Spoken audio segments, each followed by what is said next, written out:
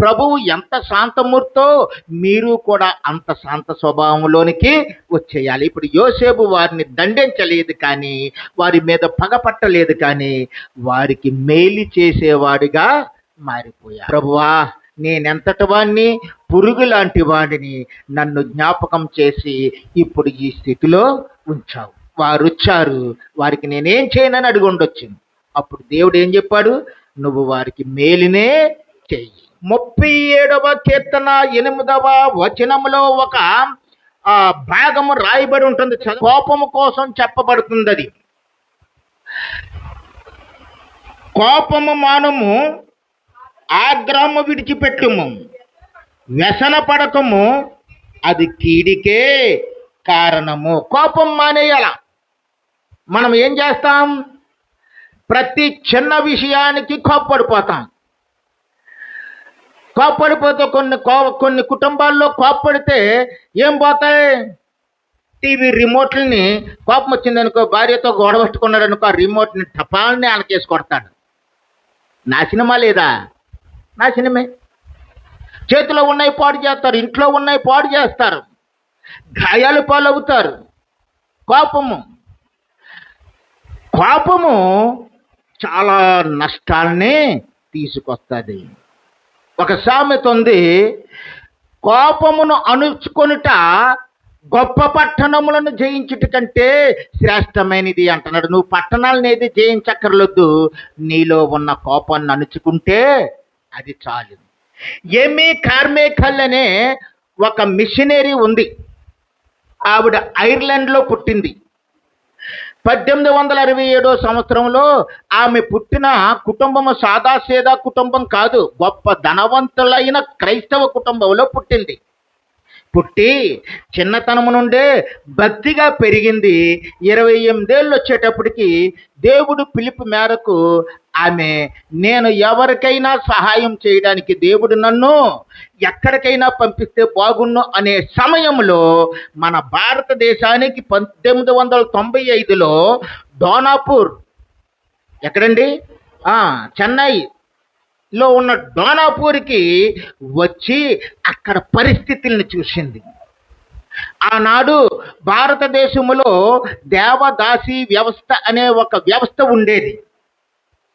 ఆ వ్యవస్థ ఏమిటంటే, గుళ్ళలో కొంతమంది ఆడవాళ్ళని పెట్టి ఆ ఆడవాళ్ళ ద్వారా నృత్యములు చేయించి, నాట్యములు చేయించి, చివరికి వారిని వ్యభిచారులుగా మార్చేసే వ్యవస్థ.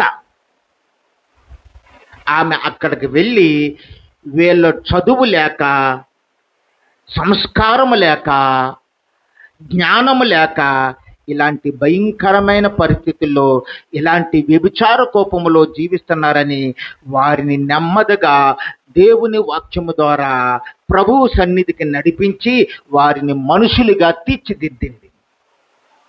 ఎవరైనా చెడ్డ పనులు చేసి చెడ్డ జీవితం జీవించి రోగాలతో చావాలనుకుంటారా? అనుకోరు. కాబట్టి ఆ దేవుడు చెప్పిన వర్క్ చక్కగా చేసింది.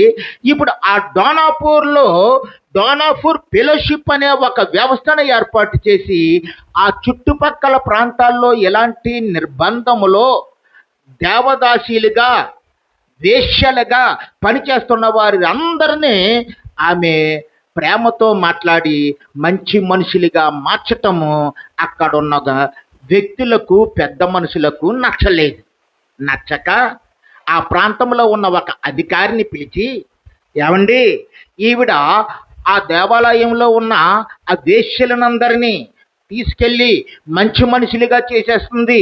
ఇలా చేసేస్తుంటే కొన్నాళ్ళకు మన సమాజం భ్రష్టు పట్టుకుపోద్ది, వేశ్యావృత్తే లేకుండా పోతుంది.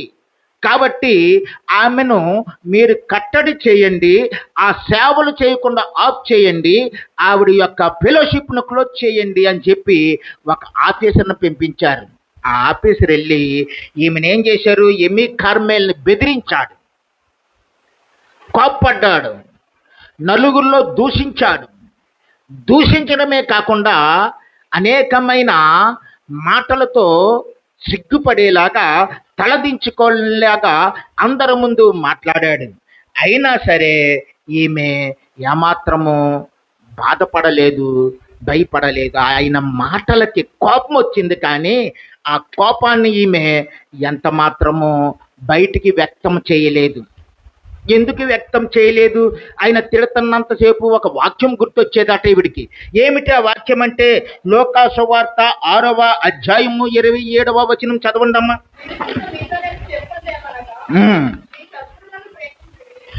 మీ శత్రువులను ప్రేమించుడి, మిమ్మును ద్వేషించు వారికి మేలు చేయి. ఆ వాక్యం గుర్తొస్తూ ఉండేదట. ఆయన తిడుతూ ఉండేవాడు, ఈమె లోపల కోపం పెళ్ళుపుకుతూ ఉండేది. పెళ్ళుపుతూ ఉన్నప్పుడు దేవుడు గుర్తు చేస్తున్న వాక్యం ఏంటంటే, నువ్వు కోప్పడకు, కోప్పడకు, కోప్పడకు. ఎలాగ కోప్పడకుండా ఉండాలి? దేవుడు వాక్యం చూపించాడు. ఏమిటి ఆ వాక్యం అంటే, మీ శత్రువులను ప్రేమించండి. క్రైస్తవ జీవితం అంటే సాదాసీదా జీవితం కాదు, కత్తి మీద సవాల్ లాంటిది. శత్రువులను సైతం నువ్వు ప్రేమించగలిగేదే క్రైస్తవ జీవితం. యేసు ప్రభువుని సిలువ వేస్తూ ఉన్నారు. సిలువ వేసి కింద హేళన చేస్తూ ఉన్నారు. హేళన చేస్తున్నప్పుడు ప్రభువు పైనుండి ఏమని పలుకుతున్నాడంటే, చనిపోతూ చనిపోతూ, తండ్రి వీరేమి చేయుచున్నారు, వీరెరుగరు గనుక వీరిని క్షమించు. క్షమించాలి, శత్రువుల్ని ప్రేమించాలి. మరి అటువంటి ఆ కోపాన్ని అణుచుకున్న తర్వాత ఆ గొడవ కొంచెం సద్దు మణిగింది. ఆఫీసర్ ఒక చోట కూర్చున్నాడు. ఈమె వినయముగా ఏమీ కార్మెల్ ఆయన దగ్గరికి వెళ్ళింది. సార్, నేను ఈ పని చేయటం వల్ల ఇదిగో ఇంతమంది సెక్స్ డిసీజెస్కి బారిన పడి చచ్చిపోకుండా బ్రతికిన వాళ్ళు లిస్ట్ అండి ఇది. నిజమే కదా? రోగాలతో ఉన్నారు వాళ్ళు. ఈ పని చేయటం వల్ల వారు కోల్పోయిన జీవితాన్ని తిరిగి ఆ చేదైన జీవితాన్ని మధురముగా మార్చిన వాళ్ళు లిస్ట్ అండి ఇది. దీని వలన వారికి మేలు కలిగింది, కానీ ఆ కుటుంబాలు బాగుపడ్డాయి, కానీ ఏమాత్రము కీడు కలగలేదు. ఇప్పుడు దేవుడు ఏం చేశాడంటే, ఆ అధికారి హృదయాన్ని కదిలించాడు. అవును కదా? అక్కడ ఉన్నదే ఒక నీచమైన వ్యవస్థ, భ్రష్టు పట్టించే వ్యవస్థ. ఆ వ్యవస్థ కోసం పోరాడి అందులో ఉన్న వారిని బాగు చేస్తుంది ఈమె మీద వీళ్ళు ఫిర్యాదు చేస్తున్నారేమిటి అని వాళ్ళని పంపించేసి, మేడం మీరు చేస్తున్నది మంచి పని, కంటిన్యూ చేయండి అన్నారు. దేనివల్ల? కోపము నణుచుకోవటం వల్ల. దేవుడి పని ఎప్పుడు కూడా కోపముతో కొనసాగదు. దేవుడి పని ఎప్పుడు కూడా ప్రేమతో, దయతో, కరుణతో నువ్వు ఎదుటి వారిని చూసినప్పుడు ఆ ప్రేమ, ఆ కరుణ ప్రభువు దగ్గరికి వారిని దగ్గరికి తీసుకురావడానికి ఉపయోగపడుతూ ఉంది. ఏమీ కార్మెల్ అనే ఆమె అదే చేసింది. కాబట్టి ఈ ఏమీ కార్మెల్ గొప్ప సేవ చేసింది. గొప్ప సేవ చేయటమే కాకుండా ఆమె మౌనముగా ఉన్నది. మౌనంగా ఉండి ప్రభువు పనిని సాధించింది.